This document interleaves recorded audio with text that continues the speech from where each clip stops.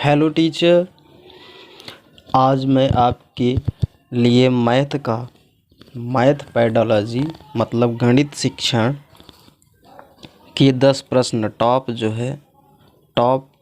10 प्रश्न लेकर आए हैं जो आपकी इस टेट जैसी परीक्षाओं के लिए महत्वपूर्ण साबित हो सकता है। तो आप देख रहे हैं चंद्रा स्टडी हब। तो चलिए हम शुरू करते हैं। प्रश्न संख्या पहला है आपका, जो स्क्रीन के सामने है। क्या है प्रश्न? आप प्रश्न ज़रा गौर से पढ़ेंगे कि किसी आयताकार बक्से के ए की आंतरिक लंबाई, चौड़ाई और ऊंचाई क्रमशः 20 सेंटीमीटर, 18 सेंटीमीटर और 15 सेंटीमीटर है तथा बक्से बी की 18 सेंटीमीटर, 12 सेंटीमीटर और 5 सेंटीमीटर है। बक्सा ए का आयतन बक्सा बी के आयतन का कितना गुना है? तो सर्वप्रथम हम क्या काम करेंगे? सर्वप्रथम हम बक्सा ए और बक्सा बी दोनों का आयतन निकालेंगे। पहला काम करेंगे तो हम क्या काम करेंगे, बक्सा ए जो है आपका, उसका आयतन निकालेंगे। आयतन मतलब होता है, आपको पता ही होगा, लंबाई गुणे चौड़ाई गुणे ऊंचाई। ये आपका आयतन बराबर होता है, फार्मूला ये आपको पता होगा। ठीक है, अब इसी से हम आगे बढ़ते हैं। इसमें लंबाई जो दिया है आपका 20 सेंटीमीटर है, चौड़ाई आपका दिया है 18 सेंटीमीटर और 15 सेंटीमीटर आपका ऊंचाई दिया हुआ है। तो आप क्या काम करेंगे कि अभी आप गुणा करने से बचेंगे, टाइम बचाएंगे। तो आप केवल जो सिंपल गुणा हो उसी को आप कर लीजिए। तो सिंपल गुणा आपको दिख रहा होगा, 15 दूना 30, एक जीरो और है, बढ़ा लीजिए गुणे। अब 18 का गुणा करने लगेंगे, टाइम लगेगा, तो आप गुणे ऐसे ही रखिए, क्योंकि आपको गुना निकालना है कि कितना गुना जो है आपका है। तो अब इसी अनुसार हम बक्से बी का निकाल लेंगे। बक्सा बी आपका है 18 गुणे 12 गुणे 5। तो आप सिंपल सा देख लीजिए, 12 पंचे 60, आप 60 ऐसे लिख दीजिए, गुणे जो 18 बचा है ऐसे लिख दीजिए। ठीक है, अब क्या काम करेंगे आप? अब काम करेंगे कि सीधी सी बात है कि हमें गुना बताना है कि इसका जो आयतन है इसके आयतन से कितना गुना है। आप सीधा से ले लीजिए ए बाई बी। ठीक है, इसका रेशियो ले लेंगे तो आपको तुरंत पता चल जाएगा। तो 300 गुणे 18 बटा 60 मतलब 60 गुणे 18। आप देख रहे हैं 18, इसीलिए मैंने नहीं किया था गुणा, क्योंकि 18 आपस में कैंसिल आउट, उसके बाद एक जीरो से ऊपर नीचे कैंसिल आउट हो गया। तो बचा क्या? 30 बटे 6। अब देखिए 6 कम 6, 6 पंजे 30। आपको सामने क्या मिला? 5 बटा 1। अब आपको गुना निकालना है कि 1 का कितना गुना 5 है। ठीक है, आपको यही निकालना है। तो सीधी सी बात आपको पता होना चाहिए, 1 में कितना गुना कर दे कि 5 हो जाए। तो आपको पता है 5 का गुणा अगर आप कर देंगे, आपका 1 का उतना गुना निकल जाएगा। तो आपको क्या लग रहा है, इसमें से ऑप्शन कितना गुना ज़्यादा हो सकता है? मतलब इसमें से ऑप्शन क्या जा रहा है? Option B is right answer. Okay, तो चले हम अगले प्रश्न के पास। प्रश्न संख्या 2 पर हम चलते हैं। प्रश्न संख्या 2। ओके, प्रश्न संख्या 2 में कह रहा है कि निम्न में से कौन सा सही नहीं है। आपको यह ध्यान देना है। आप ए ऑप्शन को देखें तो ए ऑप्शन जो 10 सेंटीमीटर भुजा वाले वर्ग का क्षेत्रफल 10 सेंटीमीटर वाली लंबाई और 0.1 मीटर चौड़ाई के आयतन के क्षेत्रफल का बराबर है। ये बात आपको, ये जो ए ऑप्शन जो है आपका, ये जो बात लिखा हुआ है वो सत्य है, जब नहीं तो आप करके देख लीजिए। ठीक है, अब हम चलते हैं बी ऑप्शन के पास। बी ऑप्शन दे रहा है 1 मीटर 5 सेंटीमीटर बराबर 1.5 मीटर। ठीक है, और सी ऑप्शन दिया है आपका 0.40 और 0.4 समान है। सी ऑप्शन भी आपका समान है, क्योंकि आप पॉइंट इतना लिखें या 1.5 लिखें, दोनों आपस में क्या हैं, बराबर हैं। तो उसी अनुसार आप देख रहे हैं वो भी, इसको भी आप 1.5 कहेंगे, इसको भी आप 1.5 कहेंगे। उसके बाद हम डी ऑप्शन के पास चलते हैं। 3/4 बराबर 0.75। कहने का मतलब 3 को आप मॉडिफाई भिन्न को करें, अगर इसमें 100 का गुणा कर दें, ठीक है, तो आप देखें ऐसे साफ साफ दिख रहा है 25 होता है, 25 तियाँ 75। ठीक है, 25 तियाँ 75, तो आपका 0 पॉइंट इतना जाएगा, क्योंकि हम इसे परसेंटेज में कर लिए हैं, तो इसलिए 75% हो गया। बट आपको 3 में 4 का डिवाइड करेंगे, उसके बाद देखेंगे यहाँ हो जाता है 30, 8 4 8 32 हो जाएगा, ज़्यादा हो जाएगा, 4 7 28। अब 0 पॉइंट तो लेना ही पड़ेगा, क्योंकि यहाँ आपने 0 बढ़ाया था, इस वजह से। उसके बाद आगे देखेंगे आप तो 20 बचेगा, तो ये आपका 75 बनता है। तो इस अनुसार आपका डी ऑप्शन भी सही है। तो आपका ऑप्शन क्या जा रहा है, option B is right answer. B is right answer कहने का मतलब कि इसमें आंसर तो राइट है, लेकिन दोनों आपस में समान नहीं है। कहने का मतलब 1 मीटर और 5 सेंटीमीटर जो है वो नहीं है बराबर 1.5 मीटर के। ठीक है, ये आप जान लीजिए।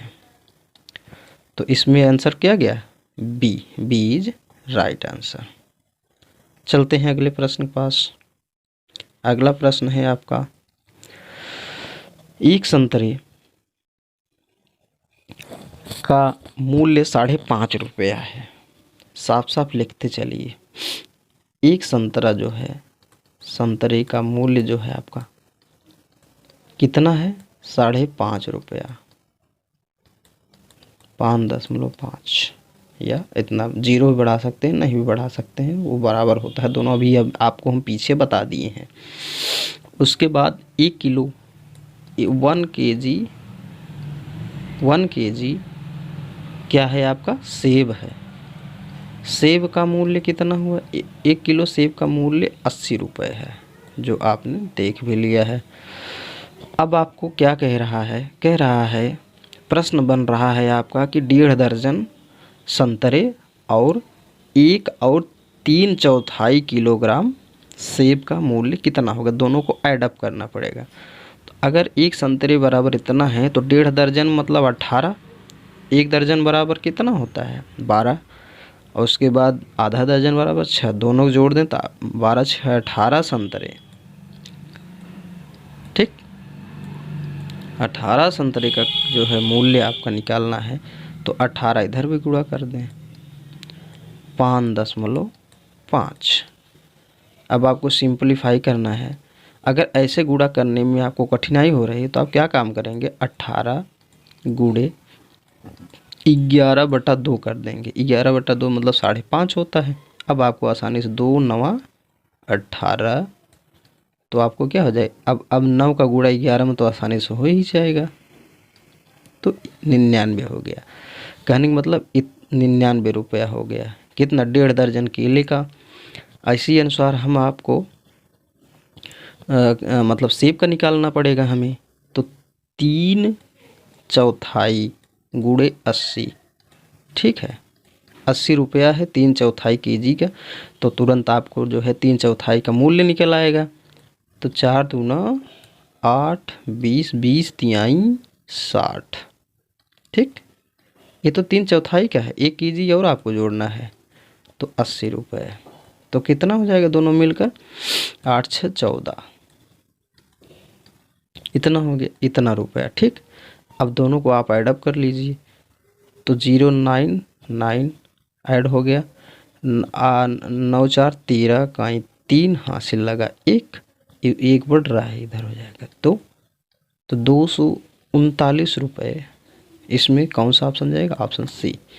Option C is right answer. Okay, तो हम चलते हैं अगले प्रश्न के पास। प्रश्न संख्या आपका 4 है। ठीक है, इसमें प्रश्न मैथ पेडागोजी का है। भिन्न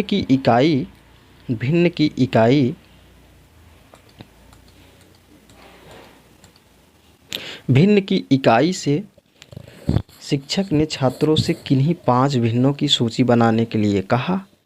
यह प्रश्न संकेत करता है सोचने के उच्च स्तर को, विश्लेषणात्मक सोच को, त्रिविमीय आकाशीय सोच को, और डी ऑप्शन सोचने के निम्न स्तर को। आपको पता होना चाहिए कि जो ये ऑप्शन सोचने को उच्च स्तर कह रहा है वो तो बिल्कुल नहीं होगा। क्यों नहीं होगा? इसलिए नहीं होगा कि उच्च स्तर वाली बात तो है नहीं। उसके बाद जो ऑप्शन बी है, बी में भी जो आपका जो कह रहा है कि विश्लेषणात्मक सोच है, तो ऐसी कोई बात तो है नहीं। फिर उसके बाद सी ऑप्शन जो आपका दे रहा है वो भी गलत है, त्रिविमीय आकाशीय सोच को तो नहीं। हाँ, ये डी ऑप्शन हो सकता है, इसलिए कि यह जो है सोचने के निम्न स्तर को जो है कि बढ़ावा दे रहा है। तो इसमें आंसर क्या होगा आपका? D option is right answer. अगले प्रश्न के पास चलते हैं। प्रश्न संख्या 5। हम प्रश्न संख्या 5 के पास आ गए हैं। इसमें क्या कह रहा है? कह रहा है कि किसी अभ्यास में प्रश्न था कि P' तथा R' रेखाखंड की लंबाई मापिए। ठीक है, उसमें बच्चे को कहा गया, तो बच्चे ने उत्तर दिया कि AB आपको दिख रहा है 5 सेंटीमीटर। फिर उसने बच्चे ने ले लिया AB 3 सेंटीमीटर। तो आप इससे क्या समझ रहे हैं? इसमें अब त्रुटि क्या है? क्योंकि आप डिफरेंस भी नहीं कर पाएंगे। बच्चा तो मान लीजिए अभी नादान है, वो समझ नहीं पाया, लेकिन डिफरेंस कैसे होगा ये समझ किस लिए है? तो यह संकेत करता है बच्चे के दिमाग को संकल्पनात्मक त्रुटि को। ठीक, बी ऑप्शन दे रहा है कार्यविधिक त्रुटि को, सी ऑप्शन रेखाखंड का नाम AB लिखने की आदत के कारण त्रुटि को, और पढ़ने की त्रुटि को। तो इसमें सीधी सी बात जो ए ऑप्शन दे रहा है वो तो गलत है। संकल्पनात्मक त्रुटि को ऐसी कोई बात तो नहीं है। अब भी कार्यविधि कार्य तो कर रहा है, लेकिन वह जो है कार्यविधि त्रुटि नहीं कर रहा है। हाँ, सी ऑप्शन इसलिए राइट हो जाएगा कि यह दोनों नाम जो रेखाखंड का नाम लिया, दोनों नाम सेम लिया, इसलिए त्रुटि की मात्रा, जो त्रुटि की संभावनाएं है, सबसे ज़्यादा बढ़ जाएंगी। इस अनुसार जो C option is right answer, D भी गलत हो जाएगा। ठीक है, चलते हैं अगले प्रश्न के पास। प्रश्न संख्या 6 क्या कह रहा है? शिक्षिका ने, ये भी मैथमेटिक्स पेडागोजी मतलब कि गणित शिक्षण से है।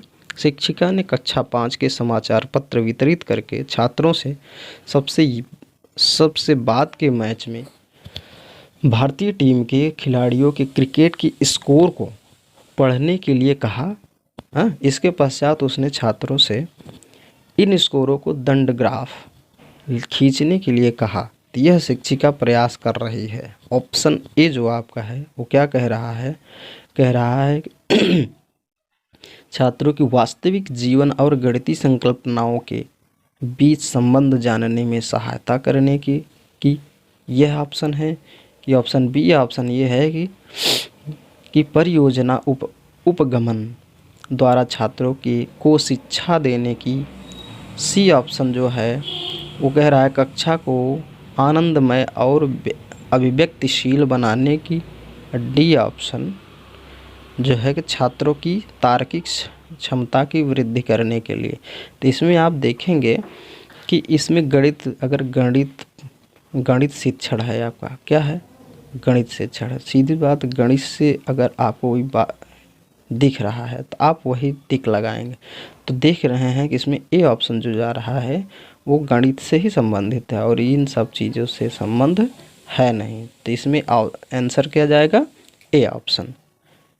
इसको आप ध्यान से देखते हुए निकलेंगे और एग्ज़ाम को पहले ज़रूर देख कर जाएँ, फ़ायदा आपको मिलेगा पक्का, और ज़रूर फ़ायदा मिलेगा। इसमें ऑप्शन जो है आपके, ऑप्शन पहले पढ़ लिया जाए। किसी छात्र से नीचे दी गई संख्याओं के लिए पढ़ने के लिए कहा गया। ठीक, कोई बच्चा है, उसको पढ़ने के लिए कहा गया 306 और 408, 4008 और 4010 को पढ़ने के लिए कहा। तो बच्चा क्या किया कि 30 6 ऐसे पढ़ा, उसके बाद 40 8 ऐसे पढ़ा, 408 पढ़ा, 4010 पढ़ने की त्रुटि के कारण बताएं। बच्चे के अंदर क्या सोच है। उसके बाद आप देखते हैं कि ऑप्शन ए जो है, ऑप्शन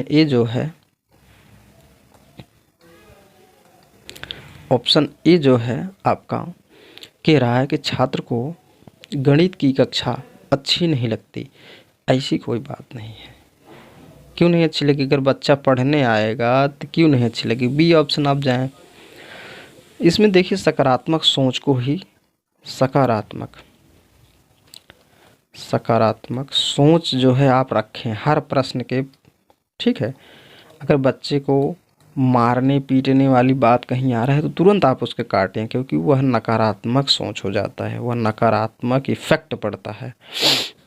ठीक है, नकारात्मक इफ़ेक्ट पड़ता है, इसलिए हम नकारात्मक तुरंत काटें। जहाँ संकुचित हो, जहाँ संकीर्ण विचारधारा अगर उस ऑप्शन में दिख रहा है, आप उसे तुरंत काट दें। ठीक है।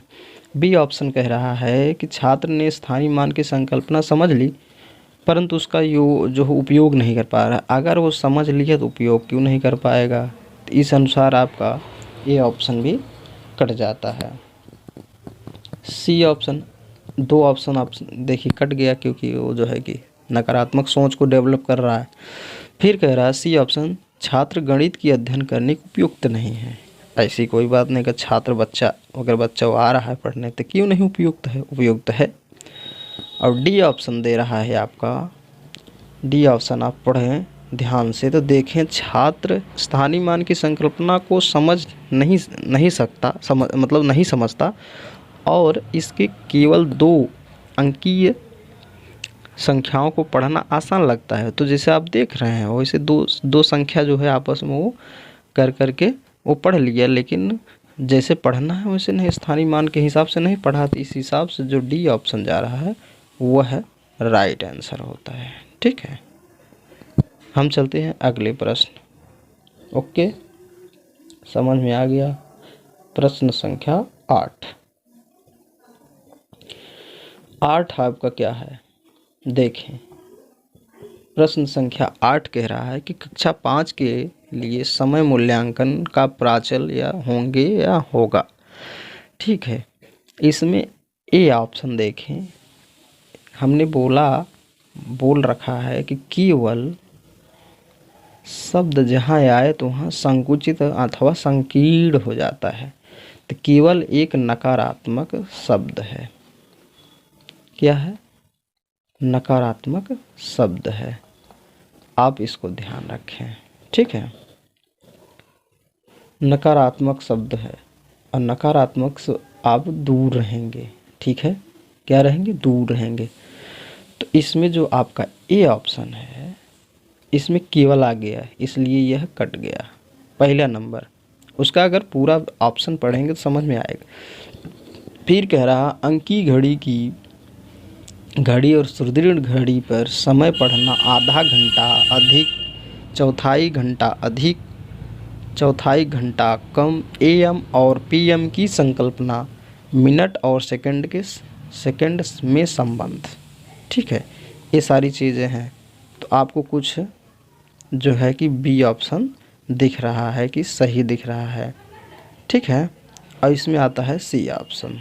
ठीक है, सी ऑप्शन देखें तो इसमें भी यह जो ये शब्द है इसका प्रभाव इस पर भी है, तो इसलिए यह भी कट जाएगा। डी ऑप्शन भी देखेंगे, डी ऑप्शन में भी इसी का प्रभाव चल रहा है, तो ये भी कट जाएगा। तो इस प्रश्न का उत्तर जो होगा बी इज राइट आंसर। चलते हैं अगले प्रश्न के पास। अगला प्रश्न आपका प्रश्न संख्या 9 है। प्रश्न संख्या 9 ये भी मैथमेटिक्स मतलब गणित शिक्षण से है। ये भी प्रश्न आपका गणित शिक्षण से है। किससे है? गणित शिक्षण।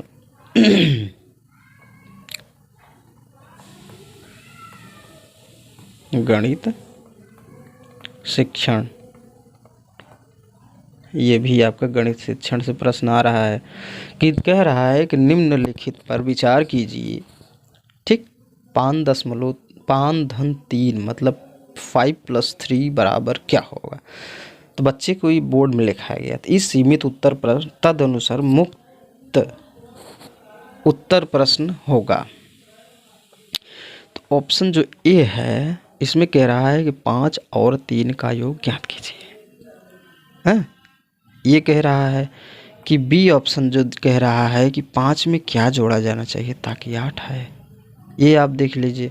फिर सी ऑप्शन आप देखें कि कोई ऐसी दो संख्याएं बताइए जिनका योग 8 है। ठीक, फिर देखें आप डी ऑप्शन, इसमें देखें कि 5 और 3 का योग क्या होगा। आप देखें तो ये सब मूर्त चीज़ें हैं। मूर्त मतलब दिख रहे हैं, सब सारी ऑप्शंस दिख रहे हैं, जो कि जो लिखा गया है प्रश्न में वही चीज़ें पूछी गई हैं। लेकिन आप सी ऑप्शन में देखेंगे तो इसमें यही पूछा जा रहा है कि 8 जब योग आता है तो इसमें कौन कौन सा अंक जोड़ें जो 8 है। तो इस हिसाब से यही प्रश्न, यही उत्तर एकदम एप्रोप्रिएट जाता है। तो C option is right answer. चलते हैं अगले प्रश्न के पास। अगला प्रश्न आपका इस सेशन का लास्ट प्रश्न है, जो कि हमने बोल रखा है। ठीक है, तो क्या है स्थानीय मान। अभी हमने स्थानीय मान बच्चे को समझाया। ठीक है, जो स्थानीय मान की बात भी यहाँ रखी गई है। ठीक है, तो चलते हैं स्थानीय मान। स्थानीय मान जो आपका है आप तो भली भांत जानते होंगे आपकी, क्योंकि आप बीएड भी होंगे, हो सकता है डीएलएड वाले भी होंगे। ठीक, आप ये ध्यान दें।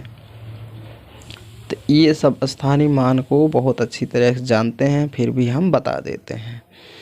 70560 में 5 और 6 के स्थानीय मान का गुणनफल, ये 5 है, ये 6 है। देखें तो यहाँ से इकाई होता है, दहाई होता है, सैकड़ा होता है, हज़ार होता है, 10,000 होता है। तो 6 का स्थान जो है दहाई पर है। 6 का स्थान किस पर है? दहाई। दहाई मतलब 10 से गुणा कर दीजिए, 60 हो गया, जो कि है। फिर उसके बाद आपका 5 का स्थान सैकड़ा पर है, तो 5 गुणे 100 कर दीजिए, तो क्या होगा? 500 हो जाएगा। अब दोनों का आपस में कर दीजिए गुणा। देखें तो 5 छंग 30। ठीक, कॉमा करिए, 3 0 है, 3 0 बढ़ाइए, 30,000। तो इस हिसाब से कौन सा उत्तर जाता है? C is right answer. I hope हमारी इन वीडियो को आप अच्छे से एंजॉय किए होंगे और समझ में भी आया होगा। यदि समझ में आ रहा है, चैनल को आप सब्सक्राइब करें। ये चैनल आप सब्सक्राइब ज़रूर करें और लाइक करें, शेयर करें। और हाँ, सबसे महत्वपूर्ण बात ये है कि आप अगर इस वीडियो को अच्छे से एंजॉय किए होंगे तो लास्ट में आप मुस्कुरा कर ज़रूर जाएंगे। ठीक है, मुस्कुराएंगे ज़रूर, और आप मुस्कुराएंगे तो लाइक करेंगे, हमें अच्छा लगेगा। तो थैंक्स।